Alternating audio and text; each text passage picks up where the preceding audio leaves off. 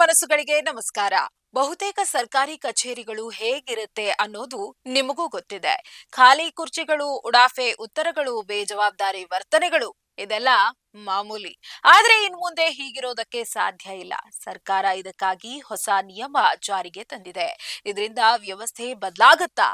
ಅದಕ್ಕೂ ಮೊದಲು ಸರ್ಕಾರ ರೂಪಿಸಿದ ಆ ನಿಯಮ ಯಾವುದು ನೋಡೋಣ. ಇದು ಈ ಕ್ಷಣದ ಸುದ್ದಿ ವಿಶೇಷ. ನೀವು ನೋಡ್ತಾ ಇದ್ದೀರಿ ವಿವಿ ನ್ಯೂಸ್ ಕನ್ನಡ. ನಾನು ಅಕ್ಷತಾ ಕುಲಕರ್ಣಿ.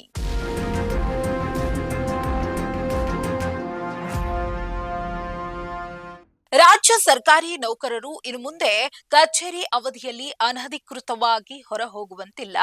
ಕಚೇರಿ ಸಮಯದಲ್ಲಿ ನೌಕರರ ಚಲನವಲನಗಳನ್ನ ನಿಯಂತ್ರಿಸಲು ಮತ್ತು ಶಿಸ್ತು ಕಾಪಾಡಲು ರಾಜ್ಯ ಸರ್ಕಾರ ಈಗ ಕಟ್ಟುನಿಟ್ಟಿನ ನಿಯಮಗಳನ್ನ ಜಾರಿಗೆ ತಂದಿದೆ. ಸಾರ್ವಜನಿಕರಿಂದ ಕೇಳಿಬಂದ ಸಾಲು ಸಾಲು ದೂರುಗಳ ಹಿನ್ನೆಲೆಯಲ್ಲಿ ಸಿಬ್ಬಂದಿ ಮತ್ತು ಆಡಳಿತ ಸುಧಾರಣೆ ಇಲಾಖೆಯು ಈ ಬಗ್ಗೆ ಹೊಸ ಸುತ್ತೋಲೆಯನ್ನ ಹೊರಡಿಸಿದೆ.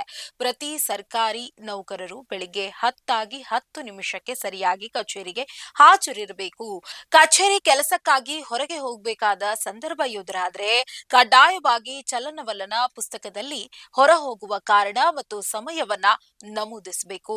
ಇದಕ್ಕಾಗಿ ಮೇಲಾಧಿಕಾರಿಗಳ ಪೂರ್ವಾನುಮತಿ ಪಡೆಯುವುದು ಕಡ್ಡಾಯ.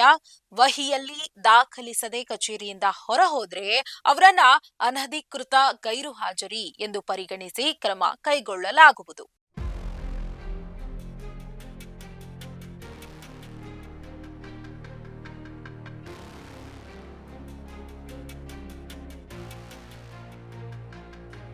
ಲಂಚ ಮತ್ತು ಅಕ್ರಮ ತಡೆಯುವ ಉದ್ದೇಶದಿಂದ ಕಚೇರಿಗೆ ಬಂದ ತಕ್ಷಣ ನೌಕರರು ತಮ್ಮ ಬಳಿ ಇರುವ ನಗದು ಮೊತ್ತವನ್ನ ನಿಗದಿತ ವಹಿಯಲ್ಲಿ ನಮೂದಿಸಿ ಸಹಿ ಮಾಡಬೇಕು. ಇದನ್ನ ಮೇಲಾಧಿಕಾರಿಗಳು ಆಗಿಂದಾಗಲೇ ಪರಿಶೀಲಿಸಬೇಕು ಎಂದು ಸರ್ಕಾರ ಆದೇಶಿಸಿದೆ.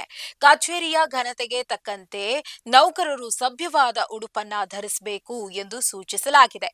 ಈ ಹಿಂದೆ ಹೊರಡಿಸಲಾಗಿದ್ದ ಉಡುಗೆ ನಿಯಮದ ಸುತ್ತೋಲೆಯನ್ನ ಕಟ್ಟುನಿಟ್ಟಾಗಿ ಪಾಲಿಸುವಂತೆ ತಾಕೀತು ಮಾಡಲಾಗಿದೆ. ಸರ್ಕಾರದ ಈ ಹೊಸ ನಿಯಮಗಳು ನೌಕರರ ಕಾರ್ಯವೈಖರಿಯಲ್ಲಿ ಹೆಚ್ಚಿನ ಪಾರದರ್ಶಕತೆ ಮತ್ತು ಶಿಸ್ತು ತರುವ ನಿರೀಕ್ಷೆ ಇದೆ. ಈ ನಿಯಮಗಳ ಪಾಲನೆಯಲ್ಲಿ ನಿರ್ಲಕ್ಷ್ಯ ತೋರುವ ಅಧಿಕಾರಿ ಮತ್ತು ಸಿಬ್ಬಂದಿಗಳ ವಿರುದ್ಧ ಕಠಿಣ ಶಿಸ್ತು ಕ್ರಮ ಕೈಗೊಳ್ಳುವಂತೆ ಇಲಾಖಾ ಮುಖ್ಯಸ್ಥರಿಗೆ ಸೂಚನೆ ನೀಡಲಾಗಿದೆ.